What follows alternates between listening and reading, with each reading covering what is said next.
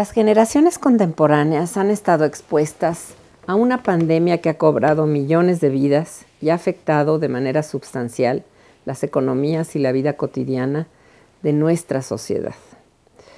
Hacer frente al virus causante de la pandemia y universalizar las vacunas que lo combaten ha significado un reto para la comunidad científica y ha sido un detonante de investigaciones internacionales auspiciadas tanto por los gobiernos como por las empresas farmacéuticas. A través de la historia, las epidemias han sido una constante amenaza y frecuente causa de muertes masivas. Algunas de ellas han tenido un impacto global, otras, favorecidas por condiciones climatológicas y sanitarias, han sido regionales. A partir de 1519, con el arribo de Cortés, las mayorías indígenas estuvieron expuestas a virus y bacterias provenientes de Europa, en relación con las cuales carecían de anticuerpos. En particular, los virus de la viruela, del tifo y del sarampión fueron una constante amenaza hasta el siglo XX. El historiador Andrés Calderón nos ofrece desde una perspectiva socioeconómica y con una visión crítica historiográfica sus reflexiones sobre los efectos sociales que tuvieron algunas de las severas epidemias en el pasado virreinal. Inicia su repaso con la mención a los contagios de viruela introducida por un miembro de la expedición de Pánfilo de Narváez y a los consecuentes decesos de los naturales. Esto como un factor decisivo en la derrota de los mexicas en Tenochtitlán. Mención especial también merecen por su impacto socioeconómico las grandes epidemias del siglo XVI que causaron la muerte de un porcentaje muy alto de la población indígena. Este siniestro fue detonante de cambios sociales y sustantivos que modificaron, entre otras cosas, la economía del Reino de la Nueva España y la vida cotidiana. En estos aspectos de la vida novohispana, se intensificaron la política de reducción de los indios a pueblos con un fundo legal de tierra más extensa para su sustento.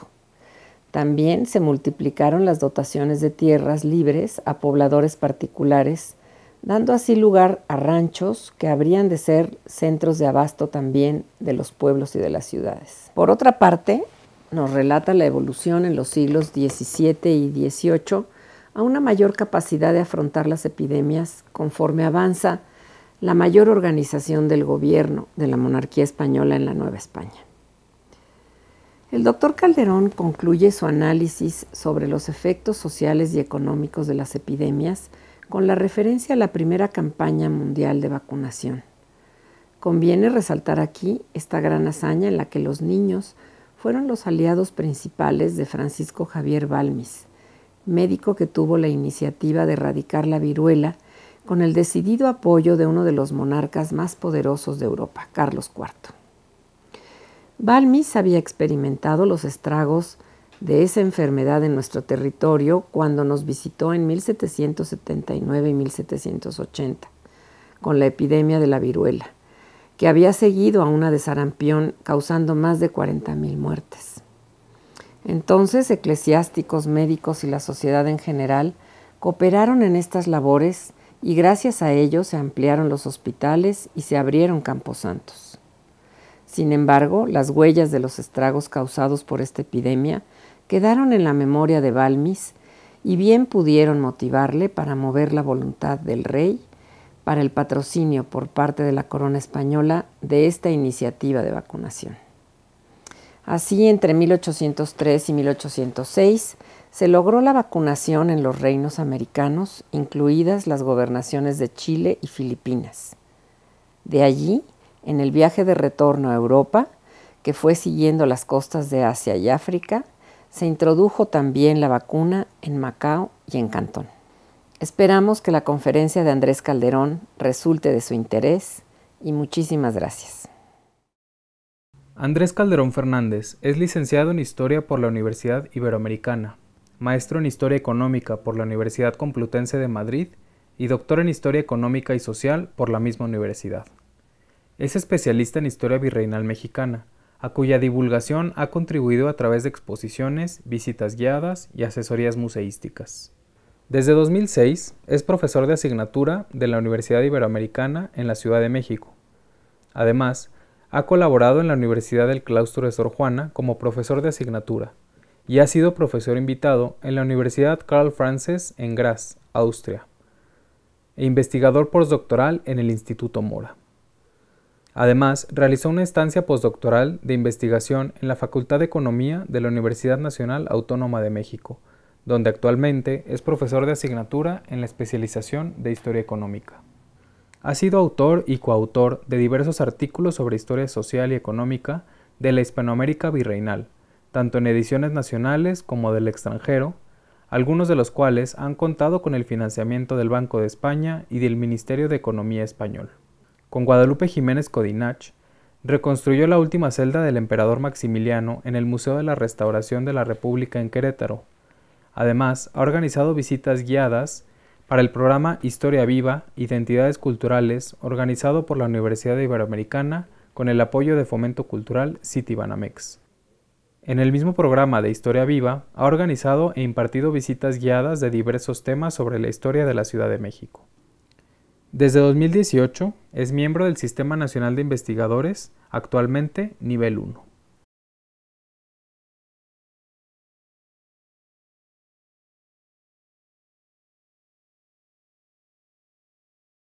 Agradezco la invitación a esta serie de charlas para esta conmemoración de los quinto centenario y de la toma de Tenochtitlan, bicentenario de la consumación de la independencia. Y yo el tema que estoy tratando pues son las epidemias en el mundo novohispano, ¿verdad? Que es un tema que además, bueno, por lo que acabamos de vivir resulta bastante pertinente, pero que también es muy importante entender porque pues moldearon en muchos sentidos a la Nueva España, empezando sobre todo por el siglo XVI, pero también, como veremos, también a lo largo de los siglos consecutivos. Este es un tema que ya desde principios del siglo XX interesó a los especialistas, se empezaron a hacer reconstrucciones de población, pero las cifras que se han vuelto canónicas, yo diría casi palabra de Dios, son las de Cook y Bora,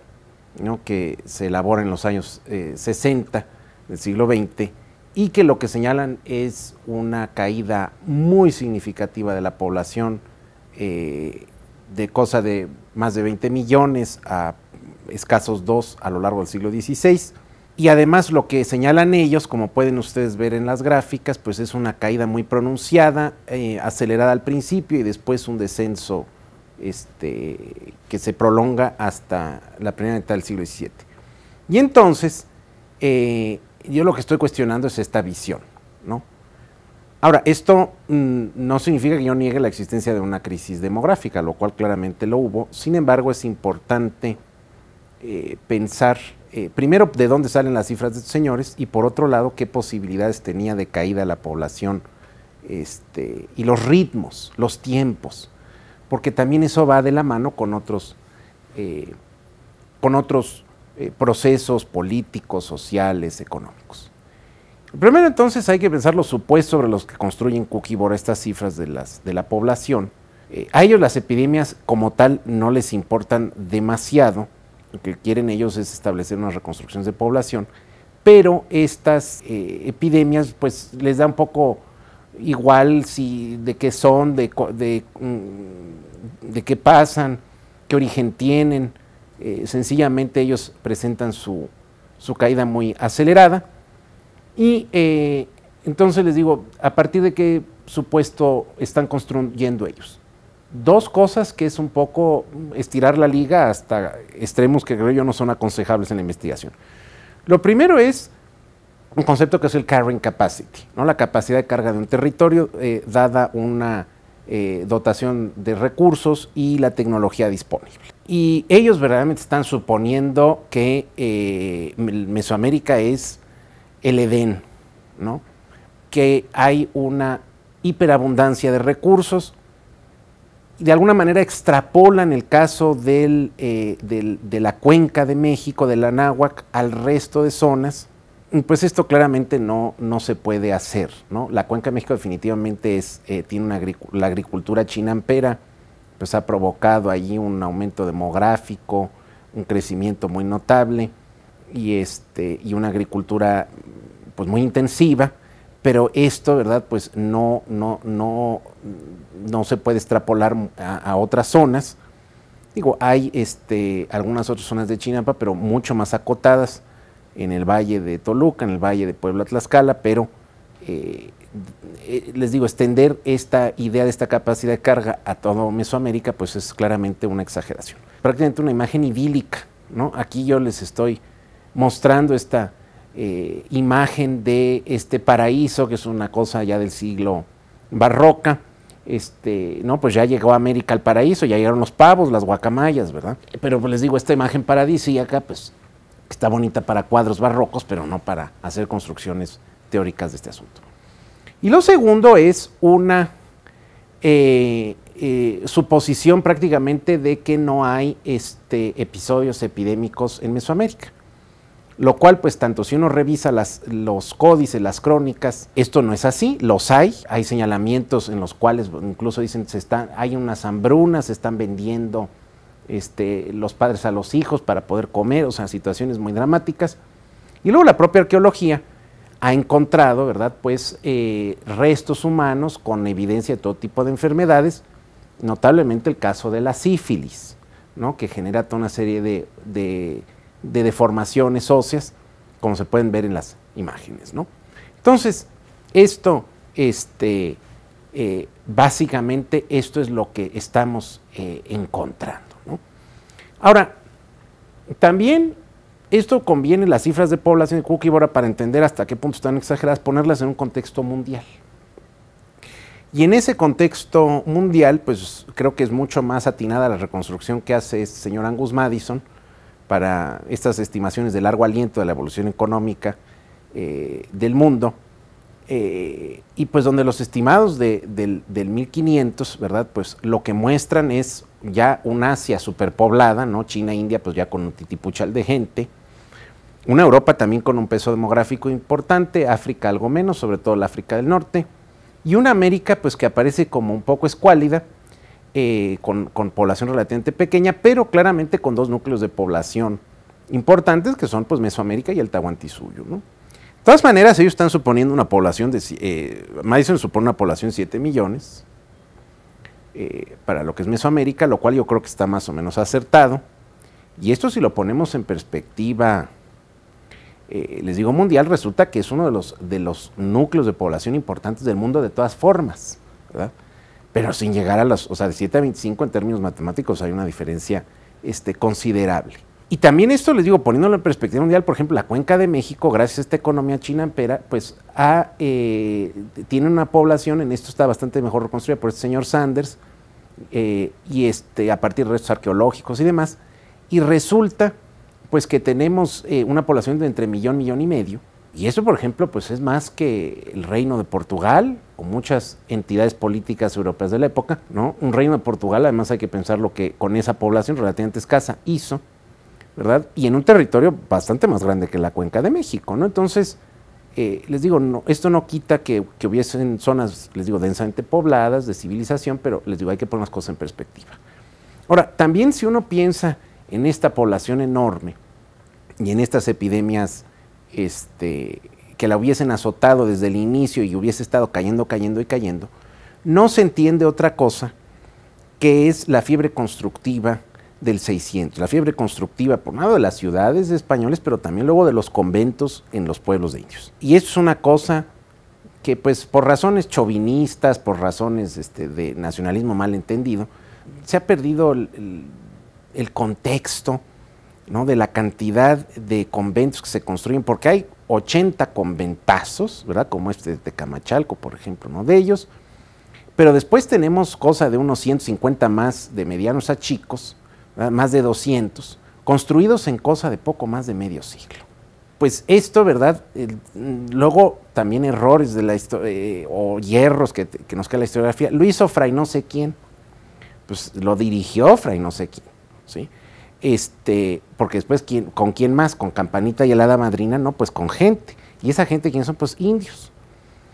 Y si estamos viendo que la fiebre constructiva arranca en los años 30 y alcanza su pico en los años 70, pues no se entiende, ¿verdad? Si la población ya está cayendo y ya está muy escasa, pues ¿de dónde sale la mano de obra para construir todo esto? Y luego también, por mucho que digan, no, es que si están obligados, ¿verdad? Y yo digo, pues por Rambo y qué cuates, porque hay que pensar que todavía en la década de 1570 hay cosa de 10,000 europeos, otro tanto de africanos y aproximadamente 3 millones de indios, ¿verdad? Entonces, pues estas construcciones a fuerzas es algo que se ve difícil. Y entonces vemos una proliferación, les digo, de construcciones, que sin embargo sí empiezan esa fiebre constructiva, como bien lo estudió en su día George Kubler, el gran especialista de la arquitectura novohispana del siglo XVI, retroceden a partir de la década de 1580 y llegan ya pues a prácticamente un parón hacia inicios del siglo XVII. Ahora, el propio Kubler en los años 40 ya entonces dice, mire, yo quiero ver los movimientos de la población, yo no quiero hacer reconstrucciones de población total, yo lo que quiero ver son los ritmos. Y entonces Kubler lo que dice, mire, hay momentos de crisis de la población precisamente por las epidemias, pero hay momentos de recuperación. Y resulta que si uno cruza estas curvas de población que planteó Kubler con las cifras de salarios reales que reconstruyeron, con algunos asegúnes, pero valen para el asunto, la señora Arroyo y el señor Van Sanden, hace unos años, pues casan perfectamente. Incluso hasta los movimientos, ¿verdad?, como que coinciden por momentos. Y lo que claramente se ve es que donde empiezan a despegar los salarios reales es precisamente a partir de la década de 1580. Y entonces esto nos lleva a entender la importancia de considerar justamente los ritmos epidémicos y dónde están. Ya Sahagún, en su historia de las cosas de la Nueva España, muy claramente dice que hay 3 grandes momentos epidémicos. La viruela, que se da al momento de la conquista, y 2 grandes cocolistles, uno entre 1544-48 y otro el de 1576-80, el cual incluso lo afecta a él. Él dice que estuvo muy a cabo, ¿verdad? O sea, que casi no la cuenta, y está precisamente escribiendo entonces su historia cuando se da este segundo gran cocolistle, ¿no? Es importante entonces también identificar de alguna forma estos patógenos. ¿Por qué razón? Porque como lo vimos ahora con esta epidemia que hemos vivido recientemente, pues no se manifiesta todo igual, no pega todo igual, y también la respuesta de la población o de las autoridades también son importantes para determinar cómo se mueve una epidemia, ¿no? Incluso en población virgen, o sea, población que no ha sido afectada previamente por ella, como lo vimos ahora recientemente. Entonces, de la primera gran epidemia no hay duda de que es viruela, la trajo, pues no sabemos si es criado o esclavo negro que viene en la expedición de Narváez, y esto, ¿verdad?, pues va a hacer estragos entre la población de la Nueva España, bueno, de la Mesoamérica Central. Y yo algo que he hecho es, a partir del trabajo de Virginia García Costa, de crisis demográficas, pues situar las epidemias en un marco también geográfico, porque en los años 70 Elsa Malvido había hecho una lista, pero pues si yo nada más me quedo con la lista, ¿no? La historia siempre tiene 2 dimensiones, ¿no? El espacio y el tiempo. Entonces, claro, ella tiene tiempo, pero no tiene espacio. Entonces, si yo nada más me pongo a hacer una lista, pues parece que esto es una epidemia constante. Y no hay tal cosa, no hay tal cosa como esta epidemia constante, porque hay que situarlas geográficamente. Entonces, la viruela, ¿de dónde tenemos reportes ciertos que se está dando? Pues en el corredor que hay entre Veracruz y la Cuenca de México. Luego hay algunos reportes esporádicos, que si va hacia el sur, que si va hacia el occidente, pero por ejemplo parece ser que en la zona del Imperio Tarasco, la zona purépecha, no llega, o llega poco. Porque si algo nos ha quedado claro de esta pandemia también, ¿verdad?, pues es la importancia del vector, quién es el que transmite y cómo transmite. Y en este caso el vector es el ser humano. Y como nos muestran incluso las representaciones de la época, ¿verdad?, pues cuando alguien le da viruela está postrado. y en esa postración pues no se está moviendo, ¿sí? No se está moviendo porque no hay forma de que se mueva porque está tremendamente débil. Entonces les decía yo, ¿verdad?, que la gente que está viruelosa pues está postrada, no se anda moviendo. Y no es como ahorita de que dices, ay, le llamo al Uber, ¿verdad? Y viene el Uber por mí, me lleva y me trepo al avión y acabo del otro lado del mundo llevando bichos. Pues no, está uno tumbadito en su petate. Y por otro lado, ¿verdad?, pues, ¿por qué se hace esa epidemia más seria? Pues los dibujos luego son interesantes. Hay una mujer, ¿verdad?, atendiendo no sé cuántos enfermos. Y esto seguramente que hizo la mortandad más grave, más allá del hecho de la gravedad que puede tener la viruela en una población que nunca la había padecido previamente. No hay quien atienda a los enfermos, le hace darles de comer, darles de beber, entonces luego se están muriendo de hambre. Igualito, ¿verdad? No es como ahorita de que, ay, aquí le llamo al Rappi y entonces me va a traer la comida, ¿verdad? No, esto hay que ir a preparar, a moler el maíz, al frijol, al no sé qué, ¿verdad? No viene la tortillina empacada. Entonces, esto, pues, si todo el mundo está enfermo, pues, y no hay quien los cuide, esto también explica por qué el episodio fue tan terrible. Y luego, además, en el contexto de la guerra en la Cuenca de México, pues, pudo haber sido muy, pues, muy considerable el impacto. Luego tenemos el siguiente periodo, ¿no? Los siguientes 20 años, en los cuales tenemos algunos otros brotes epidémicos, como el sarampión de principios de los años 30. Sin embargo, yo creo que esto hay que ponerlo en contexto. Digo, el sarampión cuando lo da a los adultos tampoco es cosa menor, pero claramente son epidemias que tienen un impacto más limitado. Y ya el siguiente, lo que podemos pensar en esta época, pues es que o hubo una caída moderada de la población o un cierto estancamiento en todo caso. Lo que sí es que tenemos en 1544, como luego muestran varios códices poshispánicos, ¿verdad?, pues el golpe del primer gran cocolistle. Y aquí está la pregunta de qué diantres es este cocolistle. La palabra, pues se ha señalado, hay algunos que han señalado que indica genéricamente epidemia. Pero el asunto es que uno se queda pensando, bueno, ¿por qué a las otras no les llaman cocolistle? ¿Sí? Les llaman tepitonzáhuatl y matlazáhuatl y una serie de cosas. Y uno dice, de entrada por allí, ¿no? Lo de güey sí que recalca, o sea, es el aumentativo náhuatl y entonces es el gran cocolistle, ¿no? Pero resulta que en fuentes prehispánicas, cuando se han hecho las anotaciones, ya obviamente en caracteres latinos, en tipos poshispánicos, se señalan epidemias prehispánicas como cocolistle, así a secas. Entonces, yo creo que lo primero que hay que pensar es si se trata de una enfermedad en específico o es, yo más bien pienso que sí es una enfermedad en específico y no es un denominativo general de epidemia, porque hay otras enfermedades prehispánicas que no se señalan como cocolistle. Y aquí hay varios sospechosos. Recientemente, por ejemplo, hubo una serie de excavaciones en Tepozcolula, en la Tepozcolula histórica, esta Tepozcolula Yucundá, y se hicieron una serie de estudios genéticos y encontraron pues virus de restos, ¿verdad?, de genéticos de salmonela.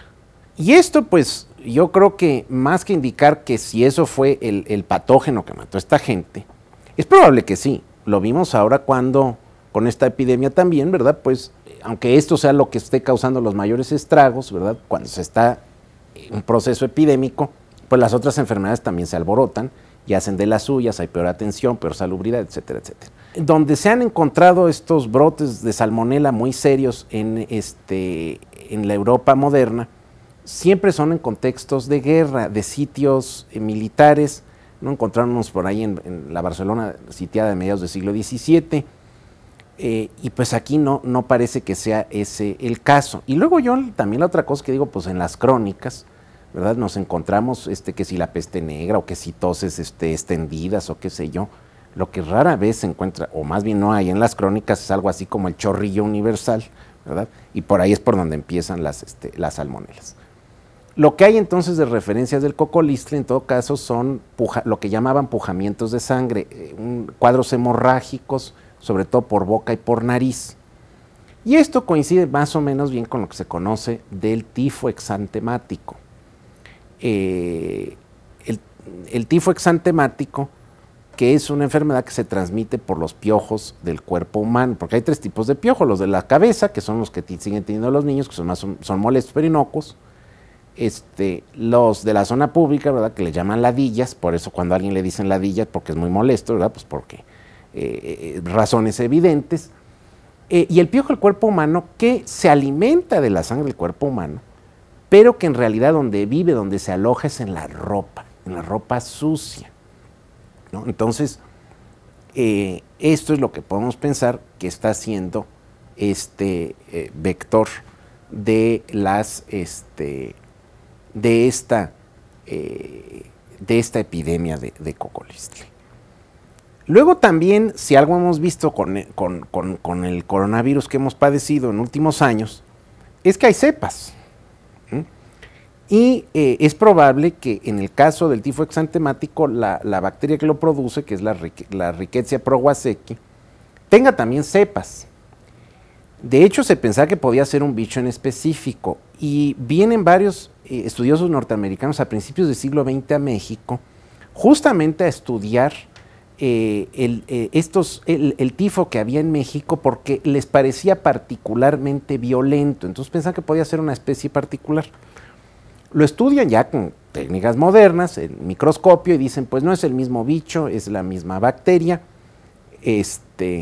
no es distinta de otros tifos, pero claro, lo que no tienen es forma de saber, porque no tienen obviamente decodificación genética, de si es una cepa especialmente virulenta o no. Entonces, incluso este señor Ricketts, que es el que lo está investigando, de donde viene el nombre de la bacteria, pues se pone muy, ya cuando ve que es el mismo bicho, pues se anima, ¿verdad?, y se lo inocula, ¿no?, para poder describir los síntomas, y pues que el bicho se lo lleva por delante, ¿verdad?, porque anduvo muy confiado con que era un tifo, y entonces no le pareció demasiado grave. Entonces también esto cabe la posibilidad. La otra posibilidad es también que se haya combinado, cosa que sí lo sabemos de epidemias históricas, muy claramente el brote epidémico de tifo y borreliosis en Serbia durante el inicio de la Primera Guerra Mundial, que se ha combinado con esta enfermedad de la borreliosis, que son fiebres recurrentes, y el tema es que a los que les pueden dar los dos, porque el vector es el mismo, también es una enfermedad que transmite el piojo del cuerpo humano, y entonces pues a la gente que describen los médicos británicos que fueron llamados a Serbia a atender a aquel desaguisado, pues los cuadros, ¿verdad?, de la gente que se topan allí en ese momento son cuadros también gravísimos, un montón de muertos. De hecho, la epidemia paraliza el frente balcánico por unos meses, precisamente por la severidad, ¿no? En todo caso, este cocolistle sí que tiene consecuencias, ¿no?, porque, por un lado, convence a las autoridades e incluso también a la clase encomendera de que a lo mejor las disposiciones dadas en las leyes nuevas de Carlos V de 1542, que buscan proteger a la población indígena, pues hasta ellos les conviene, porque si se les pasa la mano, ¿verdad?, con la población indígena de exigencias de tributo, de trabajo, pues al rato no les va a quedar absolutamente nadie. Lo segundo, ¿verdad?, es que también esto empieza a tener consecuencias en cuanto al patrón de asentamiento, porque el virrey Velasco, el primero, empieza a ordenar una serie de congregaciones, de reducciones de pueblos. Porque claro, han quedado diezmados por la epidemia, y pues en algunas zonas, ¿verdad?, se considera ya estos pueblos están muy chiquitos. Luego, por otro lado, también hay la consideración de que parte de las razones por la cual la epidemia se había agravado es porque por la dispersión de la población no había manera de atender a la gente adecuadamente, aunque les repito, en ese momento la población de europeos es minúscula, ¿no? Entonces la atención tiene que venir de los propios indios. Y luego, por otro lado, pues también lo que se está viendo, ¿verdad? Bueno, esto nos puede resultar conveniente tanto fiscalmente para poder facilitar el cobro del tributo, como también para la doctrina. Porque claro, si estamos hablando de que hay cosa de entre 1000 curas y frailes, una población de 3 millones, pues toca como a uno por 30,000, ¿verdad? Y el cura pues no tiene ni rayos X, ni WhatsApp, ni altavoces, ¿verdad?, como para estar adoctrinando a 30,000. o sea, es una labor en ese sentido titánica, ¿verdad? Y pues la idea es por lo menos facilitarlo un poco a partir de las congregaciones. La otra cosa es que si uno va revisando las crónicas a partir de los años 50, 60 y la primera mitad de la década de los 70, lo que vemos es que son décadas epidémicamente tranquilas. Hay brotes de epidemias, definitivamente, pero están focalizadas en algunas localidades, en distintos sitios. Aparece, por ejemplo, en Yucatán unos momentos epidémicos a inicios de los años 70, ¿no? Aquí vemos la importancia de la comunicación. Yucatán, que estaba aislado del resto de la Nueva España, pues nos aparece prácticamente nunca en los reportes, ¿no? En este caso aparece allí, pero no conectado con ningún episodio en la Nueva España. Y el asunto es que se desata en 1576 el segundo gran cocolistli. Y sí va a hacer una serie de destrozos tremendos. Lo que encontramos además es reportes desde Chiapas hasta Zacatecas, en un montón de localidades, una gran mortandad, y pues los reportes son en general bastante dramáticos.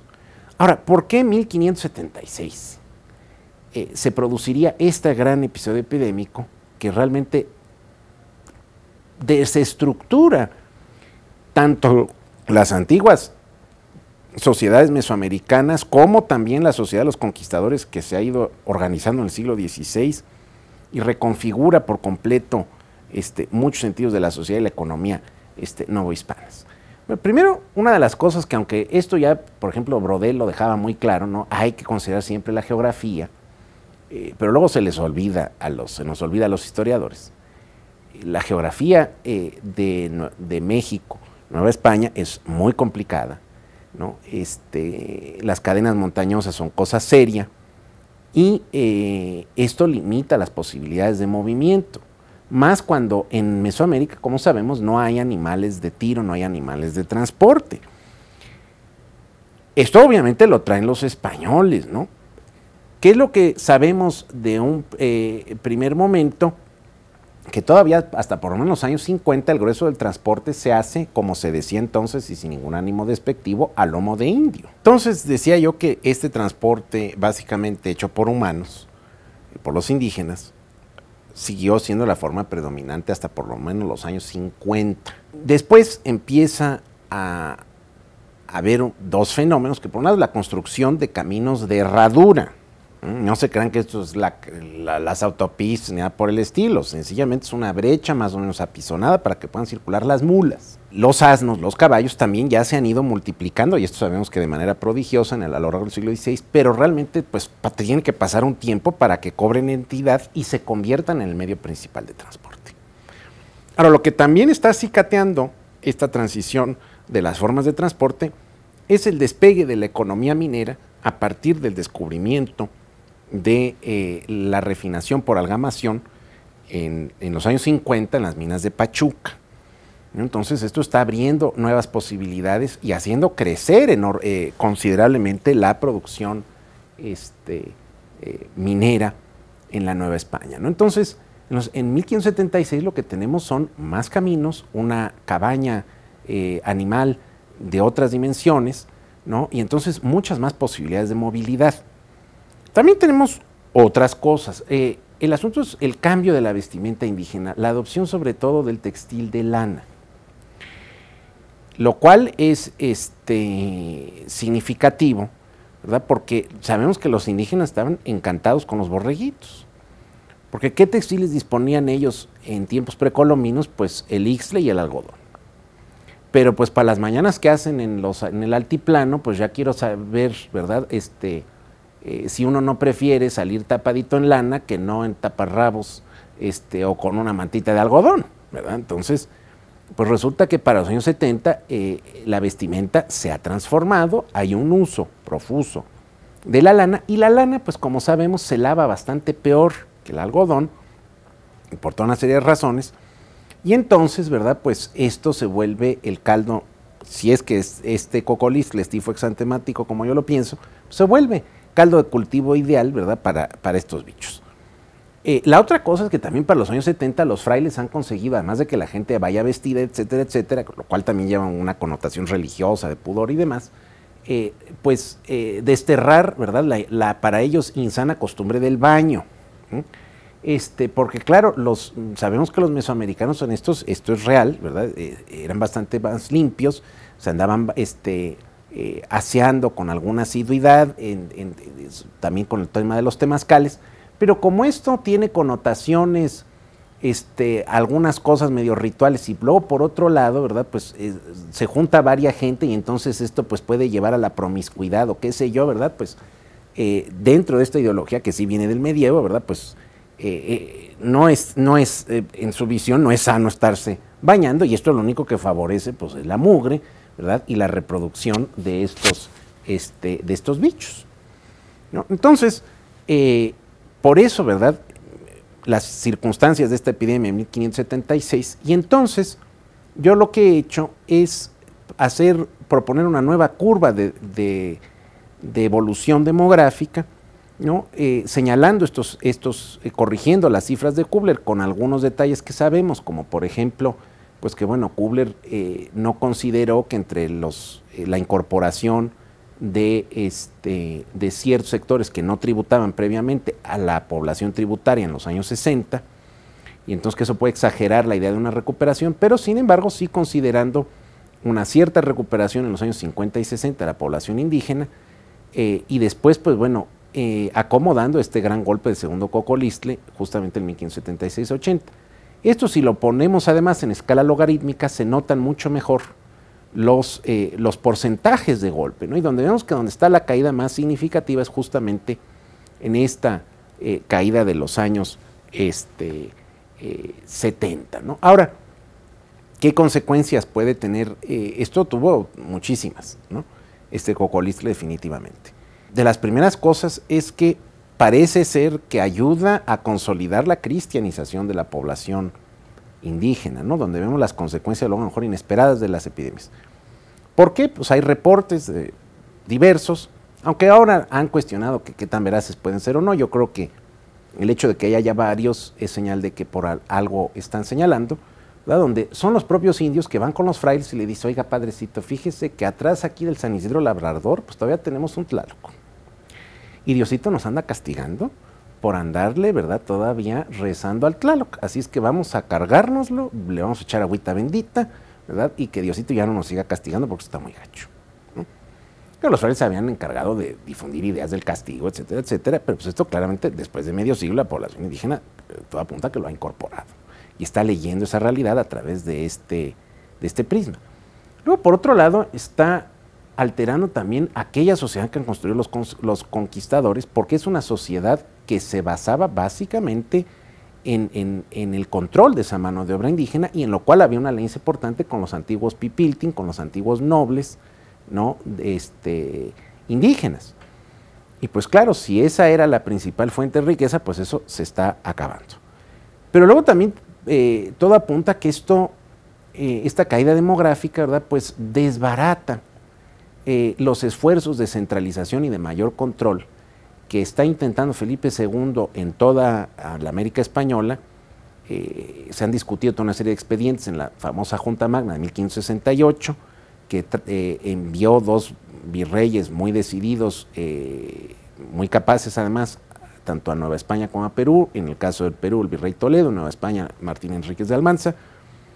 Y entonces, pues claro, sus intentos de centralización, de mayor control, pues empiezan a hacer un poco agua, más allá de las resistencias que pueden haber, porque se están topando con una realidad demográfica muy comprometida. Entonces, lo último que quieren hacer es apretar las tuercas de una población que ya de por sí está sufriendo una caída demográfica, ¿no? Como sucede en estas epidemias donde se muere un montón de gente, ¿no? Y como se puede notar por el trabajo de estos señores, Van Sanden y compañía, pues después de un choque epidémico, lo que sucede, ¿verdad?, es que los que sobreviven les va bastante mejor. Ahora sí que, como dice el dicho, a menos burros más solotes. ¿Qué pasa, verdad? Pues que escasea la mano de obra. Y entonces, ante la escasez de mano de obra, los salarios empiezan a subir, porque pues el salario es el precio del trabajo. Entonces, claro, hay escasez, sube el precio, ¿no? Y suben los salarios.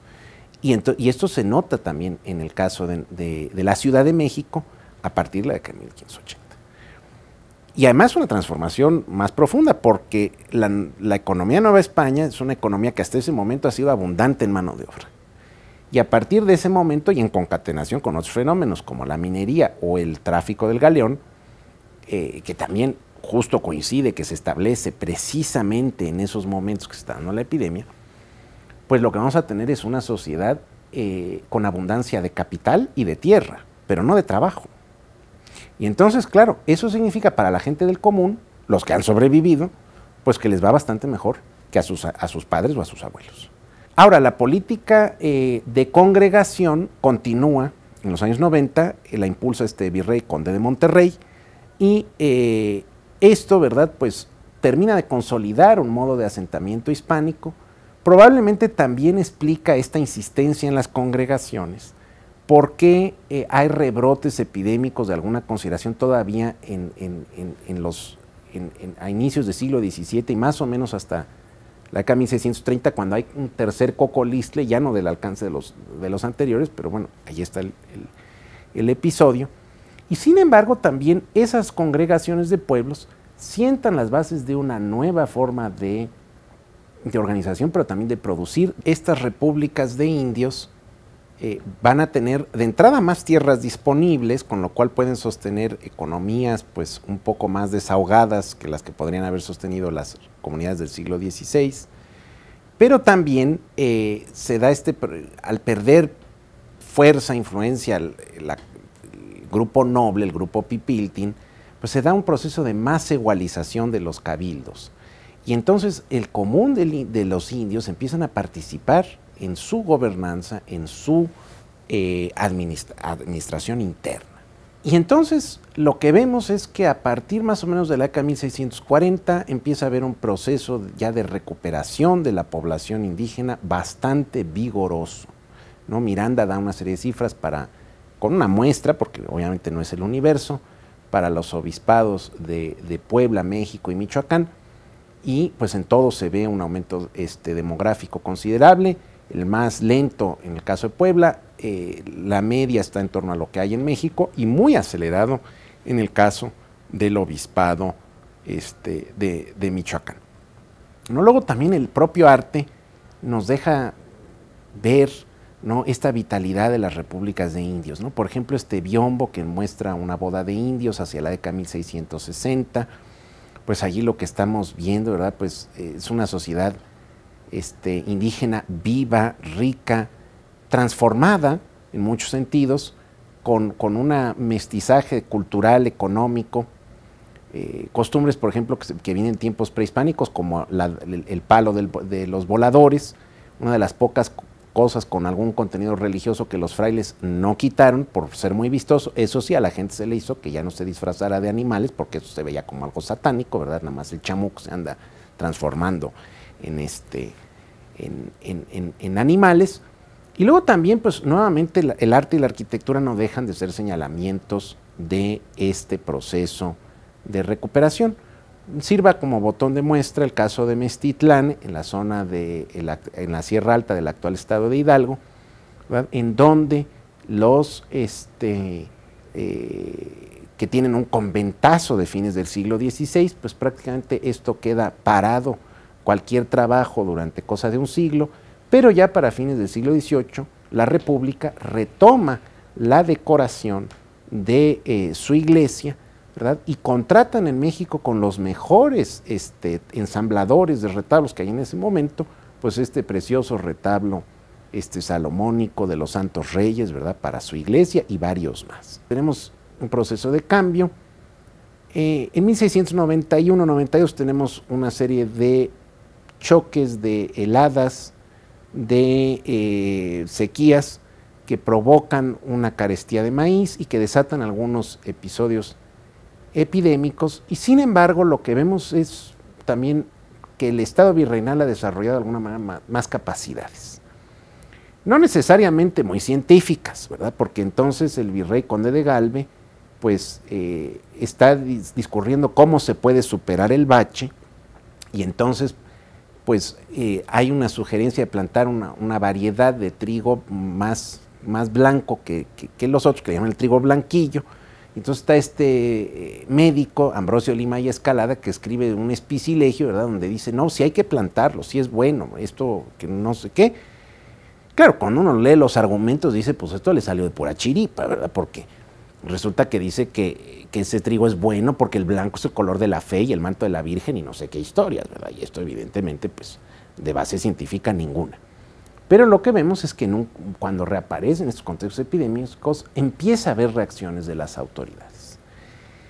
Y donde esas reacciones de las autoridades se van a manifestar ya con más organización, más claridad y ya con una idea incluso, diría yo, ilustrada, ¿no?, de cómo atender la higiene y cómo atender a la población, es cuando venga el siguiente gran episodio epidémico que tenemos en la historia de Nueva España, que es el Matlazáhuatl de 1736-1739. Este sí está clarísimo que fue tifo exantemático, golpeó, ¿verdad?, muy duramente a la Ciudad de México. Ahí sí se contaron bien los muertos, son más de 40,000, ¿verdad? Y el entonces virrey, arzobispo Juan Antonio de Bizarrón, pues dispone toda una serie de medidas higiénicas, ¿verdad? La erección de 8 hospitales para la atención de la gente, la limpieza de las calles, etcétera, etcétera. Y eventualmente esto contiene la epidemia en la ciudad y se aplican medidas similares y esto pues permite, ¿verdad?, que esto no avance o contener el avance. De todas formas, la evidencia que hay de los trabajos, ¿verdad?, en pueblos, en Nueva Galicia o por ejemplo en Acatzingo, el trabajo de Tomás Calvo, lo que muestran pues son unas mortandades muy serias.